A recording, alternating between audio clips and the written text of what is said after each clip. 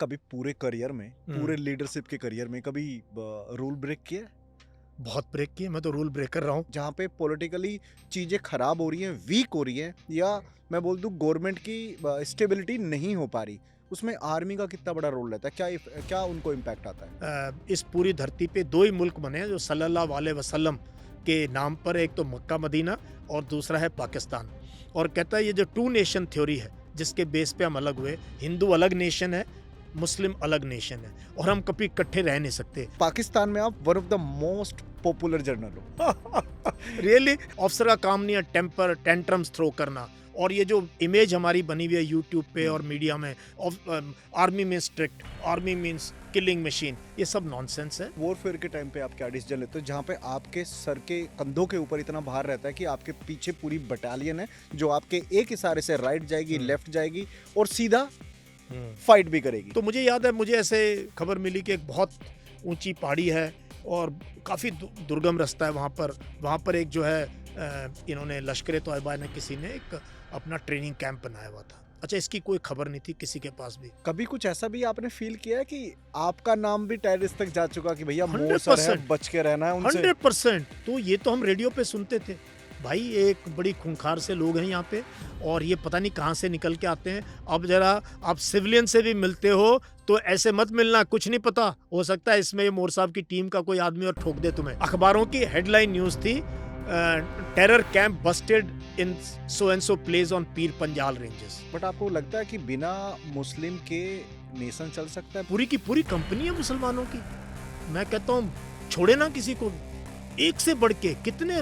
आप अगर अवार्ड की लिस्ट लगाना शुरू करोगे तो हमारे ये जो अंधभक्त है उनको शर्म आ जाएगी। व्हाट इफ अगर आपको एक दिन के लिए डिफेंस मिनिस्टर बना दिया जाए, what change you gonna be put on Indian army, या एज ए कंट्री में क्या स्ट्रेटेजी डेवलपमेंट आप करना चाहोगे? मीडिया आर्मी की जितनी भी न्यूज होती है सही पोर्ट्रे करती है? नहीं, ब्लो अप करती है बहुत ज्यादा। ये होम मिनिस्ट्री का काम है भाई, फौज को मत घसीटो हर जगह। ये फौज का काम नहीं है, नहीं जाना है फौज ने मुर्शिदाबाद में, नागपुर में, संभल में, क्यों जाए फौज? पुलिस फिर तनख्वाह मत दो पुलिस को। आईएएस करप्ट हो सकता है, आईपीएस करप्ट हो सकता है, पॉलिटिशियन करप्ट हो सकता है, सब करप्ट हो सकते हैं, फौज नहीं हो फौजी सकती। कभी करप्ट नहीं हो सकती।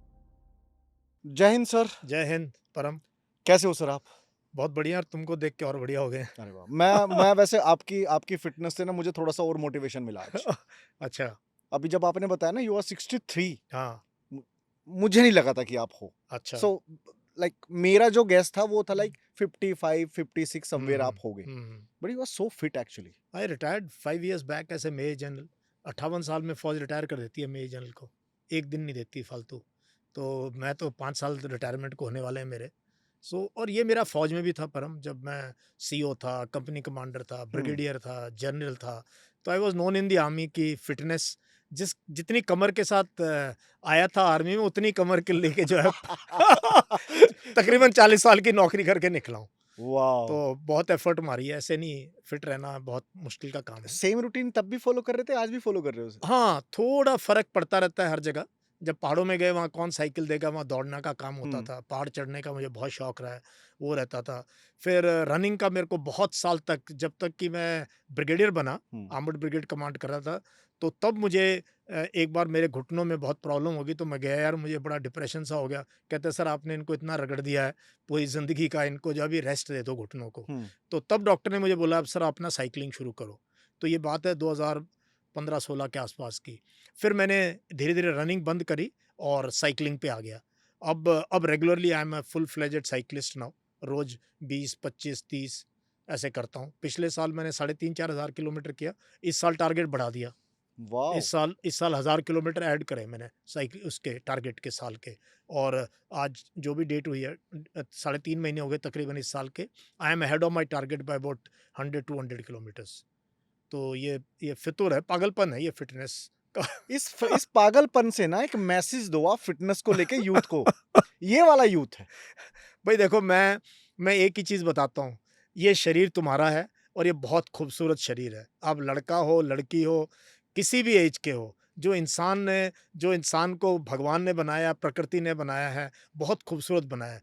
तुम खा के समोसे भटूरे और कोक पी पी के और सिगरेट पी पी के और शराब पी पी के और पता नहीं अड़ंगा खा खा के आपने अपने शरीर का बेड़ा गर्क कर दिया। अब मैं जाता हूँ पूरे देश में, देखता हूँ ऐसे पियर शेप बॉडीज़ हैं, लड़के लड़कियाँ अनफिट हैं, बाहर निकलते नहीं हैं। तो देखो, अगर अच्छी ज़िंदगी जीनी है और मज़े की ज़िंदगी जीनी है तो फिट हो जाओ। और फिटनेस सबसे सिंपल चीज़ है, खाना कम खाओ, हिसाब से खाओ और अपने आप पे कंट्रोल करो थोड़ा सा, और थोड़ा सा फिटनेस का एक ये होना चाहिए रूटीन, ये कंपलसरी होना चाहिए। देखो, मैंने ना अभी पिछले कुछ टाइम पे जर्नल कर्नल के साथ में पॉडकास्टिंग की है। काफ़ी सारी चीज़ें, पर्सनल टॉक भी मैंने करी है। कोई ऐसी चीज़ जो आप चाहो कि परम इस बारे में तू मेरे से बात नहीं करेगा, कोई ऐसा टॉपिक है? नहीं, नहीं, ऐसा कोई टॉपिक नहीं है। मतलब हम इतने साल मतलब काम किया, देश के हर कोने में काम किया, विदेश में काम किया, यूनाइटेड नेशंस में काम किया, बांग्लादेश में काम किया है, अमेरिका गया हूँ, श्रीलंका गया हूँ, बहुत ट्रैवल किया है मैंने और देश के तकरीबन हर कोने में, हर अपॉइंटमेंट में काम किया है और बिल्कुल इसी अंदाज से किया जैसे मैं आज बोल रहा हूँ और आज सेकंड इनिंग्स में भी वैसे ही काम कर रहा हूँ। तो दिल से बहुत देश के मुद्दों से जुड़ा हुआ हूँ, युवाओं से जुड़ा हुआ हूँ, जवानों से जुड़ा रहा हूँ, आज भी जुड़ा हुआ हूँ। तो कोई भी बात कर सकते हैं, ऐसी क्या बात है। ओके। मैंने एक आर्मी पर्सन के अंदर एक एग्रेशन भी देखा है, एक उनका स्वीट जेस्चर भी देखा है, बट कहीं ना कहीं एक पोर्ट्रे ऐसा चला गया कि they have a killing machine mindset. आपके बहुत सारे पॉडकास्ट मैंने देखे, उन पॉडकास्ट से मेरे को लगा आप ना बंदूकों की जरूरत नहीं है आपको, आपको शब्दों की जरूरत है। जो स्वीटनेस, जो अंडरस्टैंडिंग आपके अंदर है, जनरली वो लोगों में देखने को नहीं मिलती। आपको पता है, आप पाकिस्तान में आप one of the most popular journal हो। रियली? आपको पता है क्यों हो? हाँ, पता है, आपके पास रील आई होंगी वैसे बहुत सारी। हाँ, आ जाती हैं घूम फिर के इधर-उधर से काफ़ी। राजसमानी के चैनल पे आपका पहला पॉडकास्ट देखा था। हाँ, हाँ, वहां से इतनी सारे लोगों ने आपको फॉलो बैक किया है। हाँ, पाकिस्तान से बहुत प्यार आता है वैसे आपको। हाँ। नहीं, क्योंकि हम जो है तहज़ीब से बात करते हैं है। और मैंने एक चीज़ देखी परम अपनी पूरी ज़िंदगी में, एक शब्द यूज़ होता है, officer and a gentleman. Officer जो वर्ड के अंदर छिपा हुआ है ना, ऑफिसर बनने की पूरी प्रक्रिया, officer as a leader, officer as a gentleman, जो ऑफिसर की परिभाषा है ना, वो मैंने बहुत जल्दी जिंदगी में मेरे मेंटोर्स ने या मैंने अपनी यूनिट में आसपास देखी। उसमें है, ऑफिसर गाली गलौज नहीं करेगा। तो जब भी मैंने अपनी पूरी सर्विस में देखा कुछ ऑफिसर बहुत गंदी गालियां देते हैं, ये वो, मैंने वहीं चेक किया उनको कि गाली, ऑफिसर का काम नहीं गाली गलौज देना, ऑफिसर का काम नहीं है गुस्सा करना, ऑफिसर का काम नहीं है टेम्पर टेंट्रम्स थ्रो करना। और ये जो इमेज हमारी बनी हुई है यूट्यूब पे और मीडिया में, army means strict, army means killing machine, ये सब नॉनसेंस है। We are very good at heart, we believe in in we are all good reader. मैं तो पोइट्री लिखता रहा हूँ और जो है अच्छी किताबें पढ़ता रहा हूँ, सारा लिटरेचर पढ़ता रहा हूँ सारी उम्र, और जो है बहुत से ऐसे लोगों के तारुफ में रहा हूँ मैं पूरी उम्र, जावेद अख्तर से लेके जो भी, और उनको पर्सनली मिला भी हूँ। तो कहीं न कहीं मुझे मुझे सिखाया गया कि हमारा जो एक स्पेक्ट्रम है काम करने का ऑफ़िसर का, एक तरफ है maximum kindness, education, empathy, forgiveness, courage, moral courage, और दूसरी तरफ वॉयलेंस है। उसके लिए जब जैसे आरआर में काम मिला, लाइन ऑफ कंट्रोल में काम था, फिर ज़िंदगी की परवाह नहीं करते थे यार, वहाँ ठीक है भई, वहाँ करेंगे। बट ये नहीं कि उसी में लगे रहो सारा दिन। वो नहीं है, because officer has to be a leader, he is to be a reader. अगर आप पढ़ते नहीं हो, आप सिर्फ किलिंग मशीन बन के आपकी एक इमेज है, तो ये बहुत पुअर इमेज है। This is not Indian army, this can be any other army. यही हमारे में फ़र्क है परम, इंडियन आर्मी के एक अच्छे ऑफिसर में और किसी और फौज में या किसी और में। You are supposed to be a gentleman. मुझे ऐसा लगता है बिकॉज आपके ऊपर ना बहुत प्रेशर होता होगा, because as a leader, as a general, और एक लीडरशिप की जो क्वालिटी होती है ना, वो कहीं ना कहीं वो प्रेशर में ही देखी जाती है। एग्ज़ैक्टली। कोई ऐसा एक्सपीरियंस शेयर करोगे कि वो एक्सपर्टीज, वो लीडरशिप, आपने उस इंटेंस कभी कोई ऐसा डिसीजन लिया हो? बिकॉज अच्छे में तो सब अच्छा कर रहे हैं। हाँ, बिल्कुल। एक लीडर, एक मेंटोर वो तभी सक्सेसफुल होता है जब वो एक इंटेंस प्रेशर में अपनी बटालियन को सपोर्ट कर रहा हो, डिसीजन मेकिंग कर रहा हो। कोई ऐसे इंसिडेंट? ऐसे बहुत इंसिडेंट है। देखो, लीडरशिप ना परम, आप हर स्टेज में डिफरेंट हम्म। उसके एस्पेक्ट्स हैं। हम्म। जब आप सेकंड लेफ्टिनेंट पास आउट हो, आपकी कोई लीडरशिप या प्लाटून कमांडर हो, आपको आप जो है जवानों के साथ रह रहे हो ऑलमोस्ट। फिर कैप्टन बनते हो तो थोड़ी-सी और रिस्पॉन्सिबिलिटी आती है। कंपनी कमांडर में आपके पास 150 करीब लोग होते हैं, लेकिन ऊपर सीईओ है आपको चेक करने के लिए। सीईओ बनते हो ये पहला एक्चुअल टेस्ट होता है जब 1000 करीब लोग आपके साथ हैं, हज़ारों करोड़ का इक्विपमेंट आपके पास है, आप एक्सरसाइज करते हो, आपके ऊपर सबकी निगाहें हैं कि ये कैसे बात करता है, इसका कंडक्ट कैसा है, इसकी इंटीग्रिटी क्या है, इसकी पर्सनल इंटीग्रिटी क्या है, ये कैसा इंसान, उनको सारा पता होता है, आप जो मर्जी बोलते रहो। और फिर ब्रिगेडियर और मेजर जनरल लेवल पे पहुंचते-पहुंचते आपको, आप सोचो, you are like a fish in the glass bowl. आपको चारों तरफ से लोग देख रहे हैं, आपको पता भी नहीं है, आपकी एक-एक हरकत पे। तो हर जगह मैंने ये माना है कि लीडरशिप का सिंपल तरीका है, मेरा मेरा जो फंडा रहा है, वॉक द टॉक, वही बोलो जो आप करते हो। सूडो लीडर नहीं बन सकता है, हिपोक्रिटिकल लीडर नहीं। आप उनको लेक्चर पिला रहे हो इंटीग्रिटी का और खुद जो है you you have very poor standards of integrity, professional and personal. दूसरी चीज़ है कि आपने ऐसे प्रोफेशनल सोल्जर काम करना है, professional. So you to know about your profession, जो भी आपको अपॉइंटमेंट मिले उसके बारे में पढ़ो, उसके बारे में सीखो।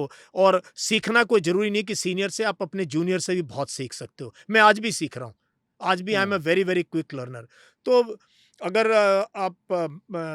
मैं आपको कहाँ से एग्जांपल दूँ, क्योंकि मेरी लाइफ पूरी रही है इंडिपेंडेंट डिसीजंस की। हुँ। मैं बेधड़क डिसीजन लेता रहा हूँ और बहुत बार डिसीजन लिए बिना परवाह करे कि भई कॉन्सिक्वेंसेस क्या होंगे, वो मैं देखी उसी जाएगी। कॉन्सिक्वेंसेस पे आपसे पूछता हूँ, वॉरफेयर के टाइम पे आप क्या डिसीजन लेते हो जहाँ पे आपके सर के कंधों के ऊपर इतना भार रहता है कि आपके पीछे पूरी बटालियन है जो आपके एक इशारे से राइट जाएगी, हुँ, लेफ्ट जाएगी और सीधा हुँ, फाइट भी करेगी? हुँ।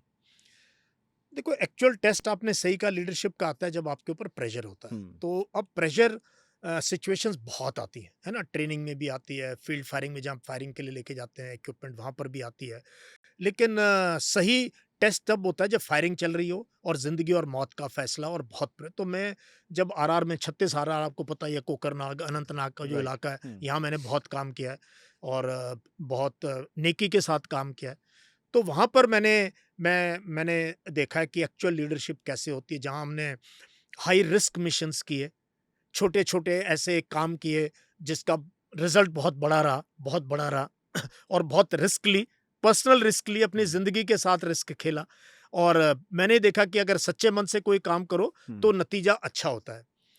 तो एक बार की बात है, जैसे मुझे, क्योंकि मेरी लोगों के आवाम के साथ बड़ी अच्छी वो थी। कश्मीर के लोगों के हाँ। बहुत प्रिय हो आप। हाँ। क्योंकि हमने दिल से काम किया ना, तो हाँ। देखो, इंसान बहुत खूबसूरत होता है, वो चाहे हुँ। कश्मीर का हो, पंजाब का, हुँ। हरियाणा का, इंसान इंसान होता है। हुँ। और उसको अगर आप प्यार से बात करो तो आपको डबल में वो मिलता है आपको, हुँ। हुँ। Specially as a leader. तो मुझे याद है, मुझे ऐसे खबर मिली कि एक बहुत ऊंची पहाड़ी है और काफ़ी दुर्गम रास्ता है वहाँ पर एक जो है इन्होंने लश्कर तोयबा ने, किसी ने एक अपना ट्रेनिंग कैंप बनाया हुआ था। अच्छा, इसकी कोई खबर नहीं थी किसी के पास भी।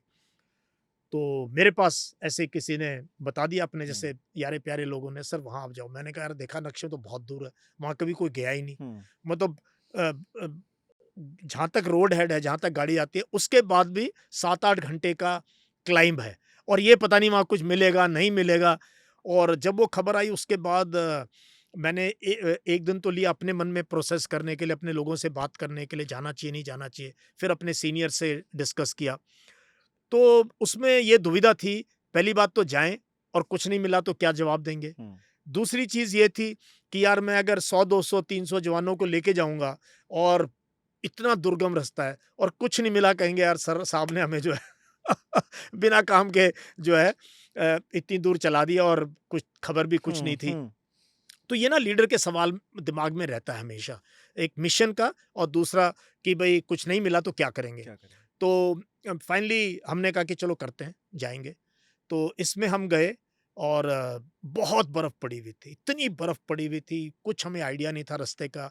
एक गाइड था हमारे पास, सिविलियन लोकल हमारा बच्चा, तो उसने हमें काफ़ी दूर तक गाइड किया। बाद में उसके भी हाथ-पैर फूल गए, उसने कहा आगे मैं नहीं जाऊँगा क्योंकि कुछ हो गया तो हुँ। जो है मैं हमने कहा ठीक है। तो तब ना जीपीएस होता था, ना हमारे पास कोई और ऐसी टेक्नोलॉजी थी, ये मैं 2002 की बात कर रहा हूँ, आज से 22-23 साल पहले। बट जवानों को भरोसा था कि मोर साहब है तो भैया ये मिशन में नेकी है, इसमें कोई पैशन है और ये कर रहा है तो सोच समझ के कर रहा होगा। हुँ। तो दे वर ऑल दिस थिंग। तो हम वहाँ गए और इमेजिन करो, आपके ऊपर सारा दारोमदार है और 150-200 लोग आपके साथ हैं, 3-4 ऑफिसर्स भी यंग ऑफिसर्स हैं। और कुछ समझ नहीं आ रहा क्योंकि कोई स्कूल सिखाता नहीं है क्या करना है, ना कोई मिलिट्री की ट्रू बुक सिखाती है। ट्रू हर ट्रू सिचुएशन अलग होती है, सिचुएशन सिखाती हर है, राइट। सिचुएशन अलग होती है और फैसला सब आपकी तरफ देख रहे हैं, सर बोलेंगे तो करेंगे, अभी क्या करना है। तो हमने ऊपर गए तो हमने देखा वो जो ये जो गुज्जर बकरवाल लोग होते हैं, उनके जो ढोक ढोक कहते हैं, वो क्या होता है कि झोपड़ी होती है जिसका पहाड़ी के अंदर होती है, वो सिर्फ छत छत बाहर की तरफ होती है, एक दीवार जो है पहाड़ी के अंदर ही होती है, कैमोफ्लेज सी होती है। लाइक बंकर टाइप जो बना नो होता है। हाँ, हाँ जिसमें गाय भैंस भी हाँ रखते हैं और वो सेफ्टी भी रहती है, हम्म उनको बर्फ से और ये वो समझ लो लोकल उनके जो सीजन में यूज करने वाले, सर्दियों गर्मियों में यूज करने वाली उनकी जगह जो है, वहां देखा हमने 10-12 ऐसे ढोक थी, कोई हरकत नहीं हो रही थी और अब ये भी नहीं पता अंदर कोई है या नहीं है। तो हमने खैर चारों तरफ से घेरा डाला और फिर धीरे धीरे अपनी पार्टी के साथ हमने क्लोज इन किया। तो वहाँ जब हम पहुंचे तो हैरानी हुई कि एक्चुअल में एक बहुत बड़ा कैंप था जिसमें 50-60 लोगों की ट्रेनिंग होती थी हम्म और वहाँ पर हमें इतना सामान मिला वहाँ पे बेस्ट क्वालिटी के स्लीपिंग बैग, बेस्ट क्वालिटी की रज़ाइयाँ और देसी घी, माचिस, ड्राई फ्रूट्स, गैस सिलेंडर्स और दवाइयाँ, बैटरीज। वहाँ सबसे ज़्यादा प्रॉब्लम उस दिनों में ये मिलिटेंट्स को, टेररिस्ट को आती थी, बैटरीज नहीं होती थी उनको अपने सेट्स के लिए बात करने के लिए। ओके तो ढेरों बैटरीज उनके पास, हजारों की तादाद में छोटे सेल कहीं से लेके आए हुए थे और सारा दबाया हुआ था उन्होंने। और शायद उनको खबर थी कि ये मोर साहब तक खबर पहुंच गई है कहीं ना कहीं कि इनको, तो उन्होंने कैंप को शायद हमारे आने से कुछ दिन पहले खाली किया था। बट जो इंटेलिजेंस मिली हमें वहां से, जो खबर मिली, अगले दिन ये हेडलाइन न्यूज थी, अगले दिन की ये अखबारों की हेडलाइन न्यूज थी, terror camp Busted in so and so place on Pir Panjal ranges. और वो तस्वीर मैं अभी भी कई बार देखता हूँ। हम मतलब वो सारा सामान हमने इकट्ठा किया, देखा, हम हैरान हो गए। और पूरा वहाँ पे ऐसे मार्किंग थी कि यहाँ AK-47 लगी होती थी, यहाँ ये फायरिंग की प्रैक्टिस करते थे, यहाँ इनके टॉयलेट्स थे, यहाँ खाना बनता था। बट समहाउ मिलिटेंट कोई नहीं मिला। बट हम ऐसी जगह जा पाए जहाँ पर कि कोई गया नहीं था। तो और वो देखो खौफ कितना उनको हो गया, यार ये तो कहीं भी आ सकते हैं। जैसे आपके पास में वहां से न्यूज आप आपका कोई एजेंट होता था या सिविलियन कोई होता था, वो न्यूज आपको देता। कभी कुछ ऐसा भी आपने फील किया है कि आपका नाम भी टेररिस्ट तक जा चुका कि भैया मोर हंड्रेड सर है, परसेंट बच के रहना है उनसे? 100%। अरे परम, मैं बता नहीं सकता हूँ। जब हमने ये स्मॉल टीम ऑपरेशंस में काम करना करना शुरू किया और कोवर्ट ऑपरेशन जिसका कि मैंने शुरुआत की थी एक बहुत छोटी सी टीम के साथ ऐसे इस टाइप के काम करने की, तो ये तो हम रेडियो पे सुनते थे, भाई एक बड़ी खूंखार से लोग हैं यहाँ पे और ये पता नहीं कहाँ से निकल के आते हैं। अब जरा आप सिविलियन से भी मिलते हो तो ऐसे मत मिलना, कुछ नहीं पता, हो सकता है इसमें ये मोर साहब की टीम का कोई आदमी और ठोक दे तुम्हें। ये खौफ हमने एक्चुअल में क्रिएट करके रखा होता है इनके दिलो दिमाग में। ये साइकोलॉजिकल वॉरफेयर जो कि एक लीडर का काम है। लीडर का काम है कि अपने एनिमी के दिमाग को साइकोलॉजिकली परस्त करना, उसको मेंटल डिसलोकेशन तक लेके जाना। ये हमने इस पूरे इलाके के अंदर, ये लश्कर और HM ये भागे फिरते थे, इनकी हिम्मत नहीं थी गांव के अंदर घुस जाएं, क्योंकि पता नहीं कौन कौन कहाँ मिल जाएगा। क्योंकि ऐसे काम किए हमने छोटी छोटी टुकड़ियों के अंदर ऐसा काम किया कि वो हैरानी है। तो बंदा अपने जैसा लगता है जब तक वो AK-47 निकालता है और फिर जो है काम तमाम थोड़ी सी देर के अंदर। तो ये सब इसमें देखो, इसमें रिस्क भी थी। अब लगता है पता नहीं सपना था, क्या था, कैसे किया। और जवान देखो, फाइनली इट इज जवान भाई, अगर वो हैं साथ तो, और उनको लगे ये आइडिया अच्छा है, उनको लगे कि हाँ यार साहब बात सही करा भाई साहब, ये ना, तो देन फिर तो कोई प्रॉब्लम नहीं, फिर चलने को तैयार है वो, फिर दे आर यू मुझे नो। लगता है ना, जो दिलेरी बोल दूं या बहादुरी बोल दूं ना, हमने ना कहीं ये ऐसा बांट दिया है कि वो जाट है, वो गुज्जर है। दिलेरी ना इंसान में होती है, बंदे में अंदर होती है।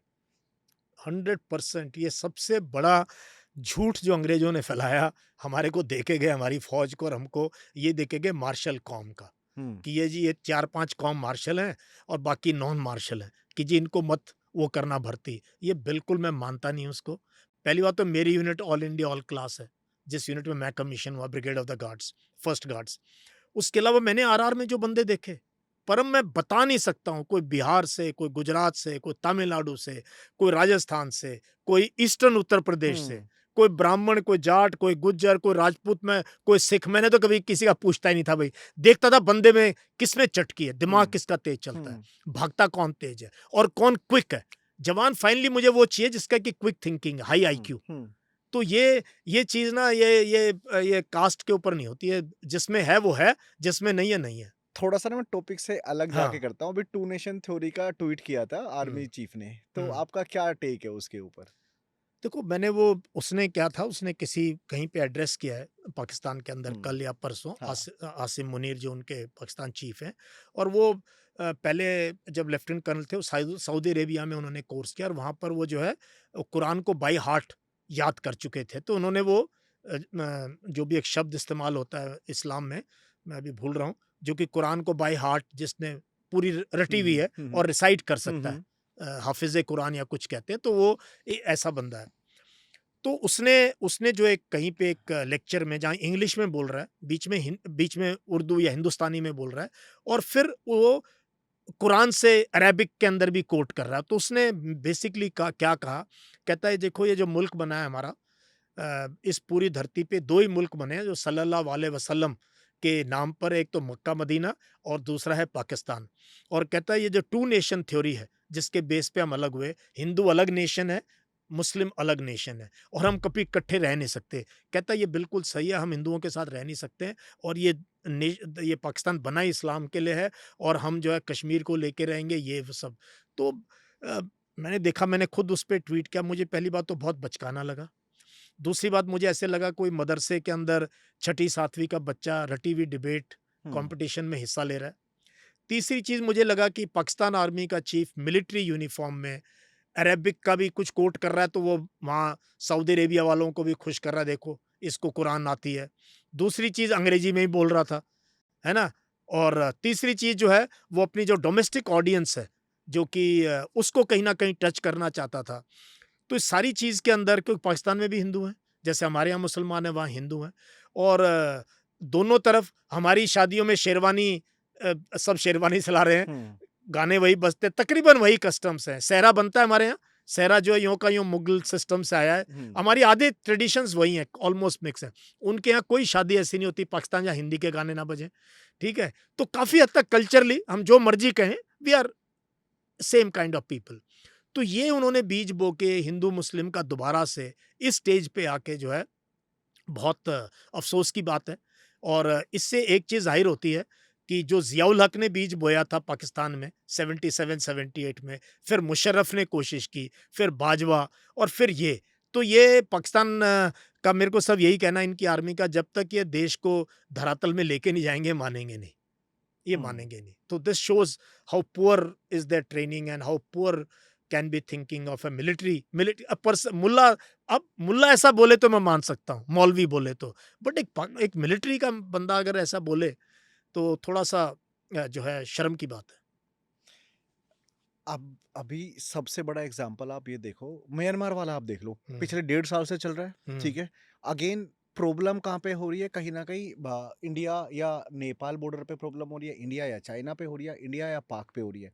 सेम अभी बांग्लादेश की न्यूज़ आई है 2 दिन पहले, हम्म, बल्कि 2 दिन पहले भी नहीं, एक दिन हम्म, पहले ही है। हम्म, ठीक है। कि पूरे ट्रेड पूरा बंद कर दिया। हम्म, और बांग्लादेश में आप बहुत काम किया आपने। हम्म। आपका क्या टेक है? लाइक आर्मी को कितना गुजरना पड़ता है इन सब चीज़ों से, कि जहाँ पे पॉलिटिकली चीज़ें खराब हो रही हैं, वीक हो रही हैं, या मैं बोल दूँ गवर्नमेंट की स्टेबिलिटी नहीं हो पा रही, उसमें आर्मी का कितना बड़ा रोल रहता है? क्या उनको इम्पैक्ट आता है? देखो मैक्सिमम ये इश्यूज ना, ये डिप्लोमेटिक इश्यूज हैं या पॉलिटिकल इश्यूज हैं, ठीक है? मिलिट्री टू मिलिट्री बड़ी अच्छी बात होती है, पहले तो मैं ये बता दूं, चाइनीज मिलिट्री हुँ, और हमारी मिलिट्री, हुँ, अगर ये गलवान का इशू अगर एक लेवल से ऊपर नहीं जाता और मिनिस्ट्री और पॉलिटिकल लीडरशिप इन्वॉल्व नहीं होते, तो मिलिट्री बड़ी आपस में सॉल्व कर लेते हैं। हम पाकिस्तान मिलिट्री के साथ भी हमारे वो जो है फ्लैग मीटिंग होती है, अभी कुछ हुँ, दिन पहले पुंछ में हुई थी, हुँ, चक्का दी बाग में मीटिंग हुई थी इंडियन मिलिट्री की। जब कोई प्रॉब्लम होती है आपस में, मिलिट्री टू मिलिट्री अंडरस्टैंड करते हैं एक दूसरे को।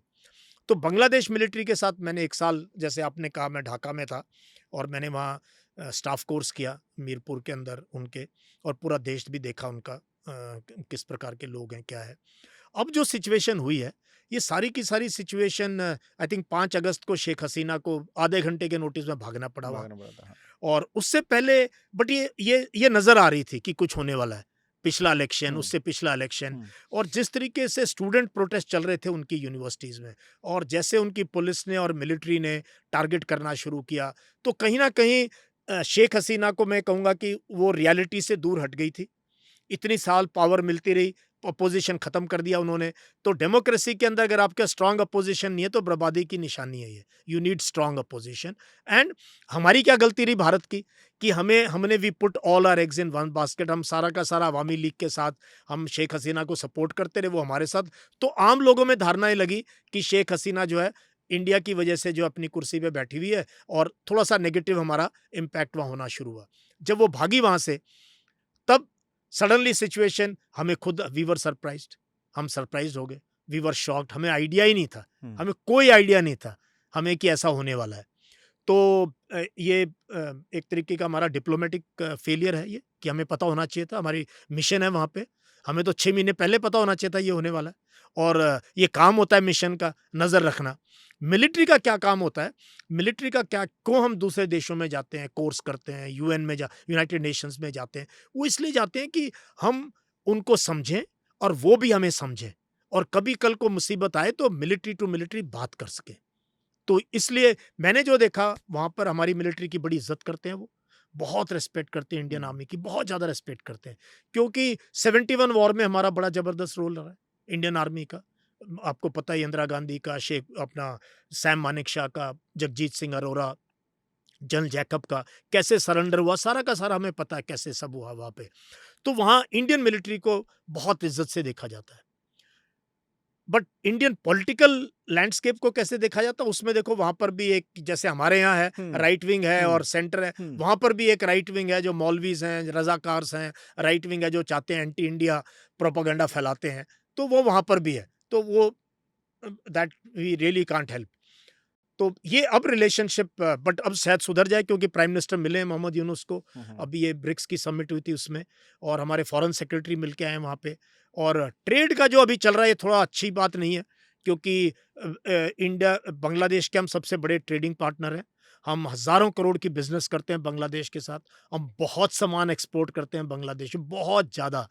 अगर वो हमारा सामान नहीं हम्म, लेंगे तो किसको फ़ायदा होगा? हम्म, चाइना को फ़ायदा होगा। China is a major player. Myanmar में भी मेजर प्लेयर है, नेपाल में भी मेजर प्लेयर है, श्रीलंका में भी मेजर प्लेयर है, बांग्लादेश में मेजर प्लेयर है, पाकिस्तान में तो है ही है, पाकिस्तान, और हाँ। अफ़गानिस्तान में भी है। तो चारों तरफ अगर चाइना मेजर प्लेयर है, तो हम हमें हमें सोचना पड़ेगा ना। तो क्या सबके साथ ही हमारी इंडियन आर्मी के और उनकी आर्मी के इतने अच्छे रिलेशन है? हमारे मिलिट्री टू मिलिट्री बहुत अच्छे रिलेशन है। आप देखो नेपाल के आर्मी चीफ जब भी बनते हैं, उनकी पहली विज़िट भारत में होती है, उनको हमने ऑनरी जनरल का दर्जा दिया जाता है, पूरा प्रॉपर रैंक और सब कुछ राष्ट्रपति देती है हमारी। हमारे जब चीफ जाते हैं नेपाल, उनको भी वही स्टेटस मिलता है। ऑनरी जो है जनरल हैं, दोनों हम्म, एक दूसरे की आर्मी का, ऐसा किसी भी फौज का किसी भी पूरी दुनिया में नहीं है। ये हमारा नेपाल के साथ है। उनके ऑफिसर्स हमारे यहाँ ट्रेनिंग करते हैं, जवान ट्रेनिंग करते हैं, हम एक्सरसाइज करते हैं, हम बहुत नेपाल को मदद देते हैं। तो मिलिट्री टू प्लस हम गोरखास को रिक्रूट करते थे, अब अग्निवीर स्कीम से नहीं हो रहे, बट अदरवाइज तकरीबन 1.5 लाख लोग पेंशन लेते हैं नेपाल में इंडियन आर्मी से, हम पेंशन देते हैं उनको। तो आर्मी टू आर्मी बहुत अच्छे रिलेशन है। बांग्लादेश के साथ मैंने बताया ही, military military relation, not only army, navy और एयरफोर्स के भी बहुत अच्छे हैं, कोस्ट गार्ड के भी अच्छे हैं। श्रीलंका अगेन हमारे बड़े अच्छे रिलेशन है। हमने एलटीटी की लड़ाई में हमने भी मदद की उनकी, उसके बाद भी मदद करते हैं। हम्म। अगेन मैं भी गया हूँ वहाँ पे, हमारे आते रहते हैं ऑफिसर्स, कोर्स करते हैं एक दूसरी कंट्रीज़ में। तो नेबरहुड में हमारे मिलिट्री टू मिलिट्री अच्छी, मिलिट्री डिप्लोमेसी में हमारा ठीक है काम। पाकिस्तान की अभी अगर आप देखो जो भी इलेक्शंस आएंगे तो उससे कुछ इम्पैक्ट आएगा इंडियन आर्मी के ऊपर, या बॉर्डर पे कुछ ऐसा डिस्प्यूट क्रिएट होंगे उसकी वजह से? नहीं देखो, border by and large Pakistan अपनी नीति तो चला ही रहा है वो, लीड इंडिया बाय 1000 कट्स। पहले कश्मीर में होता था, अभी पूरा का पूरा उनकी अटेंशन हो गया कठुआ रीजन में, हम्म, सरप्राइजिंगली कठुआ, और इधर जो है आपके डोडा, पुंछ राजौरी, जो इतने साल तक शांत रहा, इतने साल शांत रहा, कोई टेरर एक्टिविटी नहीं थी, कुछ नहीं थी वहाँ पर। पुंछ राजौरी, सूरनकोट और कठुआ के अंदर, कठुआ में अभी भी कुछ दिन पहले, 3-4 दिन पहले ऑपरेशन हुआ है। तो पाकिस्तान का बस यही है कि लो इंटेंसिटी कॉन्फ्लिक्ट, कि थोड़ा थोड़ा थोड़ा थोड़ा जो है इन्फिल्ट्रेशन करते रहो, और इंडिया में ट्रबल क्रिएट करते रहो, वो पाकिस्तान करता रहेगा। लेकिन on the border between the BSF and rangers और armies on both sides, by and large even Siachen में जबकि इतनी घमासान इतने साल लड़ाई हुई, बाय एंड लार्ज एक तरीके का सीज फायर है। और पिछला इलेक्शन जब हुआ था तब भी ऐसी कोई बात हुई नहीं कि भाई बॉर्डर पे अचानक मतलब गहमा गहमी होगी या ये वो। और अभी तो उनकी सरकार बनी है और इमरान खान जेल में है, तो अब पाकिस्तान आर्मी के पास दम भी नहीं है अभी देखो। अब उनकी इकोनॉमी की बहुत बुरी हालत है, पाकिस्तान की इकोनॉमी घुटने पे है, अब रिकवर हो रही है थोड़ी थोड़ी चाइना की मदद से। और इंटरनली ना परम पाकिस्तान के इश्यूज बहुत ग्लेयरिंग है, लोग समझते नहीं है पाकिस्तान को। हम पता नहीं पाकिस्तान को अपने यूट्यूब की नज़र से देखते हैं या हिंदी टीवी शाम को जो टीवी पे आता है ना हिंदू मुस्लिम करना है, उसकी नज़र से हम पाकिस्तान को देखते हैं। पाकिस्तान की जो एथनिक इश्यूज हैं, एथनो नेशनलिज्म के जो इश्यूज हैं, जो सेक्टेरियन इश्यूज हैं, जो बलूचिस्तान का इशू है, सिंध का इशू है, जो अफगानिस्तान के रेफ्यूजीज के साथ इनका इशू है, जो तालिबान गवर्नमेंट के साथ पाकिस्तान का इशू है, ड्यूरेंट लाइन का इशू है, ये बहुत बहुत जटिल इशू है। तो वो उनकी आर्मी तो वहाँ लगी हुई है, वहाँ फाइट कर रहे हैं वो हर रोज पाँच छः उनकी कैजुअलिटी होती रहती है पाकिस्तान आर्मी की। दे आर मैं फाइटिंग ए डिफरेंट वॉर। मैं एग्री करता हूँ आपकी इस बात से, जो भी आपने बोला ना कि पाकिस्तान को नहीं, हम हिंदू और मुस्लिम को देख रहे हैं, ठीक है। यही हमारे यहाँ सारी प्रॉब्लम, चाहे वो बांग्लादेश का इशू हो, पाकिस्तान का इशू हो, हमारा पूरा नैरेटिव डोमेस्टिक पॉलिटिक्स से अनफॉर्चुनेटली आज के दिन चल रहा है। ये बड़ी सैड चीज़ है। बट आपको लगता है कि बिना मुस्लिम के नेशन चल सकता है? बिकॉज हमारे भी तो दुबई, यूएई, कहीं ना कहीं वो भी तो मुस्लिम कम्युनिटी है, जिसकी वजह से हमें बिजनेस आ रहा है। या यहाँ की जो लेबर है, मैक्सिमम लेबर वो दुबई जाके काम कर रही है, वो दुबई पैसे नहीं, भेज रही है। पूरे पूरे वेस्ट एशिया के हाँ, अंदर, वेस्ट एशिया आप पूरा बोल मिडल सकते हो। ईस्ट के अंदर करोड़ों लोग, करोड़ नहीं तो कम से कम 40-50 लाख लोग जो है वहाँ काम करते हैं। और वहाँ से जो पैसा आता है, और कमाल की बात है, मैक्सिमम केरला, महाराष्ट्र, केरला, तमिलनाडु, इस एरिया में, और उत्तर प्रदेश, और इस एरिया में इतना ज़्यादा जो है रेमिटेंसेस जिसको हम कहते हैं, वो कमाते वहाँ पर हैं। इनवर्ड रेमिटेंस, इनवर्ड रेमिटेंस, उस इनवर्ड रेमिटेंस की वजह से बिलियंस ऑफ डॉलर्स आते हैं हर साल। उसकी वजह से हमारा फॉरेन एक्सचेंज रिजर्व इतना अच्छा है, जिसकी वजह से हम जो है सामान का निर्यात कर सकता है, भारत कर सकता है। क्योंकि यहाँ तो हम रुपए में देते हैं उनके घरों में पैसे, लेते हम डॉलर में हैं उनसे पैसे, या दिनार में, फाइनली सब डॉलर में कन्वर्ट हो जाता है। तो इतना इम्पैक्ट है वेस्ट एशिया का जो है हमारी इकोनॉमी के ऊपर। और मैं तो कश्मीर में भी रहा हूँ, पंजाब भी देखा है, हर जगह रहा हूँ। हमारे देश का मुसलमान बहुत बड़ा देशभक्त है। हमारे देश, आप ब्रिगेडियर उस्मान की आपको शायद पता नहीं कहानी, नौशेरा का शेर कहते हैं उसको। ब्रिगेडियर मोहम्मद उस्मान, अगर अगर उनको 47 में जब देश आज़ाद हुआ, उनको जिन्ना ने ऑफर किया कि आप पाकिस्तान आ जाओ, वहाँ जाते तो आर्मी चीफ बनते। He was senior most officer, he was a brigadier. उन्होंने ये नौशेरा, झंगड़, ये रजौरी के इलाके में उन्होंने कसम खाई थी कि जब तक मैं कैप्चर नहीं करूंगा मैं चारपाई पे नहीं सोऊंगा। वो चटाई पे सोते थे, ऐसे ब्रिगेडियर, उस जमाने का ब्रिगेडियर। और वो वीरगति को प्राप्त हुए। 48 में वो लड़ाई में शहीद हुए ब्रिगेडियर उस्मान। उनकी कब्र है जामिया मिलिया में, देख के आना जरा कभी मौका मिले तो। वो ऐसे ऐसे, फिर मैं कितने ही मुसलमान ऑफिसर्स को जानता हूं, जवान हमारे जैकलाई के, ग्रेनेडियर्स के अंदर, ये जो है पूरी की पूरी कंपनी है मुसलमानों की। मैं कहता हूं छोड़े ना किसी को भी, एक से बढ़ के कितने। आप अगर अवार्ड की लिस्ट लगाना शुरू करोगे तो हमारे ये जो अंधभक्त हैं उनको शर्म आ जाएगी। ऐसे ही कारगिल की लड़ाई में आप देख लो, हर जगह पे। तो हमारा मुसलमान जो है बहुत देशभक्त है और मेन स्ट्रीम का हिस्सा है। इकोनॉमी की जो हमारी अर्थव्यवस्था का पहिया है उसको धकेलने में काम करता है, हर जगह काम कर रहे हैं।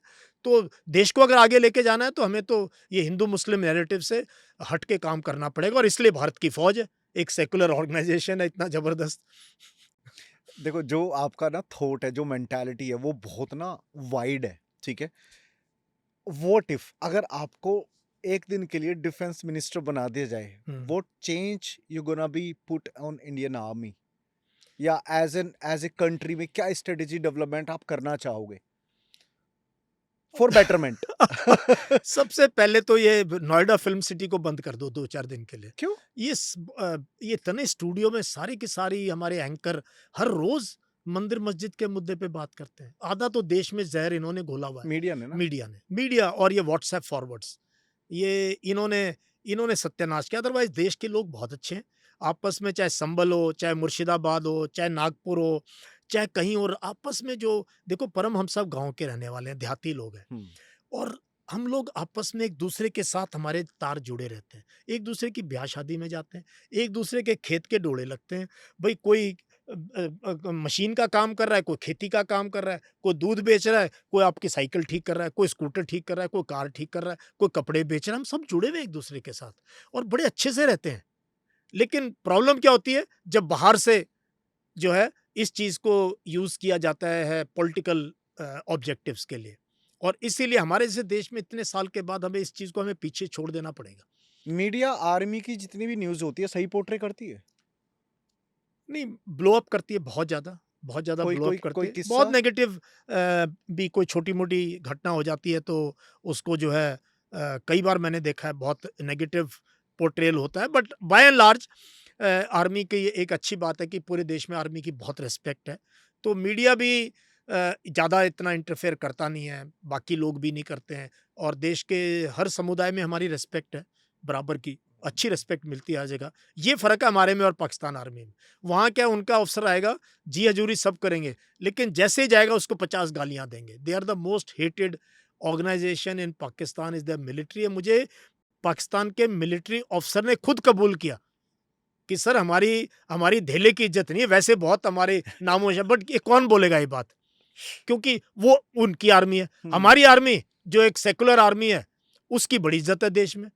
अब मुसलमान भी, जहां फौज लग जाती है, जहां कोई रॉयट्स होते हैं, कुछ होते हैं, कोई विपदा आती है देश में, जैसे ही फौज आती है लोगों में अलग जोश होता है, फौज आ गई, अब कोई प्रॉब्लम नहीं है। पुलिस पे भरोसा नहीं होगा, किसी और पे शायद ना भरोसा है, फौज के ऊपर देश को भरोसा है। तो ये ना एक इंस्टीट्यूशन है जिसे हमें बहुत सहेज के रखने की जरूरत है, और इस चीज से जो है बचा के रखने की जरूरत है। Okay. आपने मेरे सवाल का जवाब नहीं दिया हम्म। कि अगर एक दिन के लिए डिफेंस मिनिस्टर बनाया जाए तो क्या चेंजेस करोगे? 3 चेंजेस आपने बताने मेरे को। क्या चेंजेस करेंगे, आई डोंट नो, ये बड़ा ऐसा सवाल है। एक दिन के लिए पहली बात तो कोई मुझे बनाएगा नहीं है, और सिचुएशन है, एक सिचुएशन दी है मैंने आपको एक। देखो, सबसे पहली चीज तो जो मैं करूंगा, ये अग्निवीर स्कीम कैंसिल करूंगा। पहला काम, अगर मेरे को सचमुच में बना दिया जाए तो पहले 1 घंटे के अंदर ये, वो जैसे ट्रंप नहीं साइन कर रहा रोज ऐसा अब तुम इमेजिन कर रहे हो, मैं भी इमेजिन कर हाँ रहा हाँ हूँ ठीक है। कि लाओ जी पहले तो ये अग्निवीर स्कीम को हाँ। कैंसिल करे जाए, जवान परमानेंट आना चाहिए। जवान परमानेंट आना चाहिए, उसकी इज्जत, उसकी तनख्वाह, उसकी छुट्टी, उसका सब का सब बहुत इंपॉर्टेंट है, वो कटिंग एज है देश की, जवान। तो पहला काम तो ये है। दूसरी चीज ये है कि हमें हमें और ज़्यादा all India all class type composition इस फौज की करनी चाहिए, ऑल इंडिया ऑल क्लास, है ना। हर बंदा हर जगह जो है बिल्कुल ये कास्ट बेस्ड नहीं होना चाहिए, ऑल इंडिया ऑल क्लास होना चाहिए। और तीसरी चीज़ ये है कि जहाँ तक वेपन्स टेक्नोलॉजी वगैरह का वो है, तो हमें बाहर से खरीदने के बजाय कोशिश ये करनी चाहिए कि चाहे वक्त लगे, but we make really in India, and यहाँ पर हम एंकरेज करें R&D को और टेक्नोलॉजी को, और हमारे लोकल टैलेंट को अगर हम हार्नेस करें और बाहर से हथियार ना खरीदें तो आई थिंक, बट वो एक दिन में नहीं होता, उसमें बहुत एफर्ट लगाना पड़ेगा। बट ठीक है ना, दिस हाँ, इज योर एक दिन में अग्निवीर हो सकता है। हाँ अग्निवीर हो वो मैं सकता है। कैंसिल करा सकता हूँ। आई डोंट नो इसको आप कैसे आंसर करोगे, but average Indians doesn't understand about the army life. कैसे पोर्ट्रे करोगे आप इसको? What exactly it is like about the army military? Actually military ना बहुत कॉम्प्लेक्स और बहुत फील्ड है। मिलिट्री में देखो, जो एयर डिफेंस में उसका काम अलग है, इंट वाले का काम अलग है, सप्लाई वाले का काम अलग है, ऑर्डिनेंस का काम अलग है, इन्फेंट्री का काम अलग है, आर्मर्ड का काम अलग है, मैकेनाइज्ड अलग है, सिग्नल अलग है, बहुत ज़्यादा ब्रांचेस हैं। अब किस किस को समझने की, तो अगर आप रैंक स्ट्रक्चर समझते हो तो काफ़ी हद तक सॉल्व होता है। वो लोग समझते नहीं है, इतना लोगों को पता नहीं है। और ये भी नहीं पता कि यार मिलिट्री डजंट मीन कि बस सारे फायरिंग में लगे हुए हैं, सारे लड़ाई किलिंग में जा रहे मशीन हैं। बने हुए हैं। नहीं नहीं, ऐसा हाँ। नहीं है। वो 1% या 2% या 5% होगा military, but military has wide, आज तो टेक्नोलॉजी का इन्फ्यूजन इतना ज़्यादा है मिलिट्री में, माइंड का इतना काम है मिलिट्री में। तो military is very very vast, same is with navy and air force, very very vast. समझते नहीं है लोग। आप एआई को किस तरीके से एक्सेस करोगे इन आर्मी, इन मिलिट्री और ड्रोन्स वॉरफेयर, जिस पे मोदी जी ने भी बहुत बड़ी स्पीच दी थी, तो वॉरफेयर में ड्रोन हेल्पफुल होगा या एआई हेल्पफुल होगा? 100% देखो परम। अब इसको ना आप ऐसे कनेक्ट करके बताओ कि जब आप वॉरफेयर पे रहते थे उस समय पे आपको क्या प्रॉब्लम आती थी, और लेट्स एग्जांपल अभी एआई आ जाता है, ड्रोन वॉरफेयर आ जाता है कि आपको फैसिलिटी है आपके पास में ताकि आप जान सको, तो दोनों को एक्सेस कर सकते हो आप उस समय पे। देखो because of lack of technology हमें कारगिल में पता नहीं लगा कि पाकिस्तानी हमारे एरिया में बैठे थे। पता है ना आपको, कारगिल में हमने अपनी ज़मीन हाँ, ली, हम हाँ। गए नहीं कहीं हुँ, सोच रहे हो कि हम कुछ लेके आ गए वहाँ से, हुँ, हमने अपनी ही हुँ, अपनी सरज़मीन वापस ली पाकिस्तानियों से। हमें पता ही नहीं था बिकॉज़ हमारे पास टेक्नोलॉजी नहीं थी। हमारे पास इंटेलिजेंस के सिस्टम नहीं थे, रडार नहीं थे या सैटेलाइट नहीं थी या एयर फोटोग्राफ नहीं था, ड्रोन्स नहीं थे। आज के दिन आप ड्रोन्स की हेल्प से, यूएवीज़ की हेल्प से जो है सैटेलाइट की हेल्प से आप दुश्मन के एरिया में 100, 200, 300, 400, 500 किलोमीटर तक दूर तक देख सकते हो। तो कोई हरकत होती है, कुछ होता है, आपको अर्ली वार्निंग मिल जाती है। पहले नहीं थी ये। तो इसलिए हम सरप्राइज़ हो जाते थे। तो एक पार्ट तो वो है। दूसरा जो ड्रोन्स का इस्तेमाल यूक्रेन रशिया वॉर में हुआ है ना, ये हुँ, पूरी दुनिया इसको समझने की कोशिश कर रही है।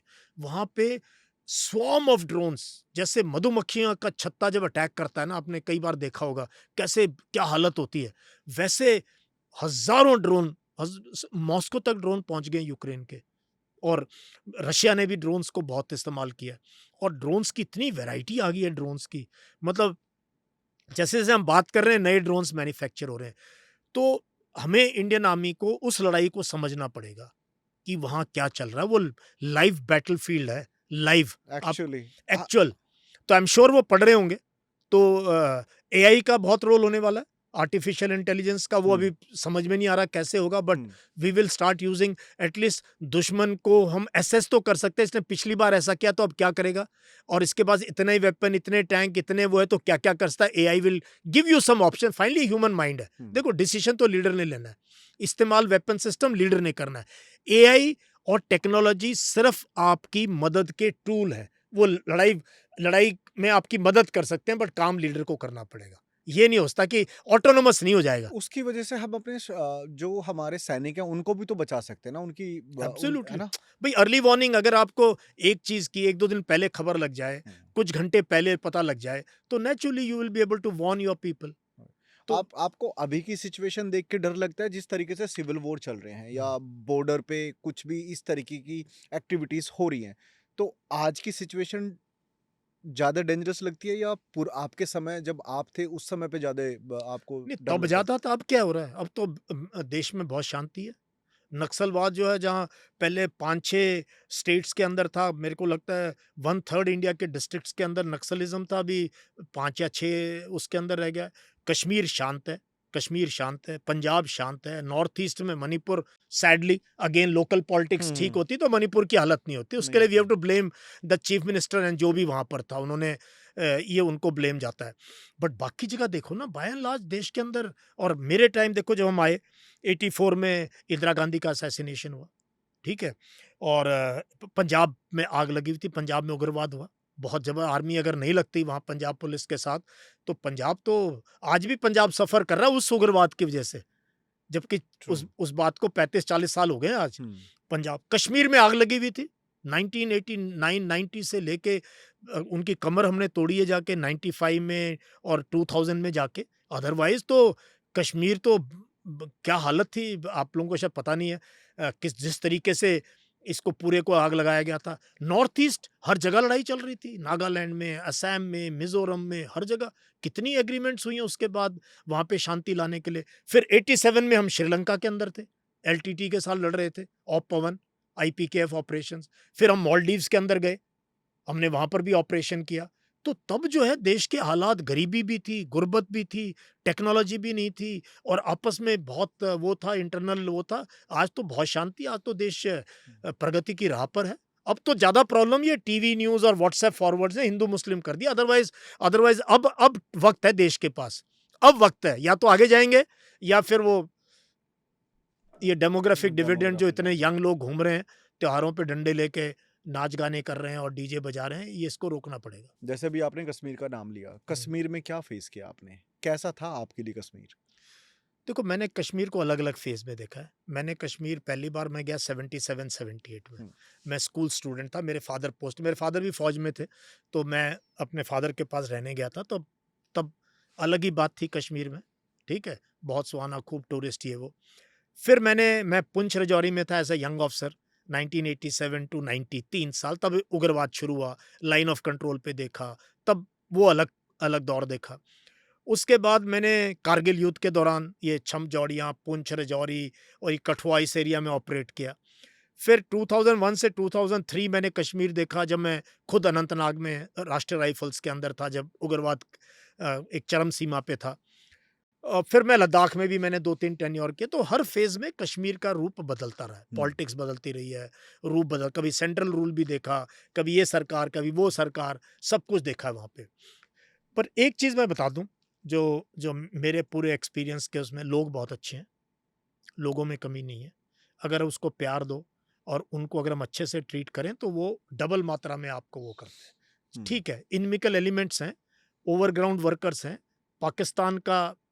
पाकिस्तान की आइडियोलॉजी के हैं, जमायतीज़ भी हैं, बट वो फ्रिंज एलिमेंट हर जगह है, कहाँ नहीं है। उसको उसको हम निपट सकते हैं, हमारी पुलिस निपट सकती है, हमारी पैरामिलिट्री, हमारी फ़ौज अच्छे से निपट सकती है, बट आम इंसान देश की मेन विचारधारा से जुड़ना चाहता है। हर कश्मीरी बच्चा, मुझे तो मेरे यूट्यूब पे हज़ारों बच्चे फ़ॉलो करते हैं। रोज़ मैं सुबह जब लाइव करता हूँ 10 बजे, कुपवाड़ा, बारामूला, अनंतनाग, बच्चे एनडीए जाना चाहते हैं, बच्चे अफ़सर बनना चाहते हैं, बच्चे अच्छी चीज़ पढ़ना चाहते हैं, वो भी इंजीनियरिंग करना चाहते हैं, मेडिकल करना चाहते हैं, इंडस्ट्री में आना चाहते हैं।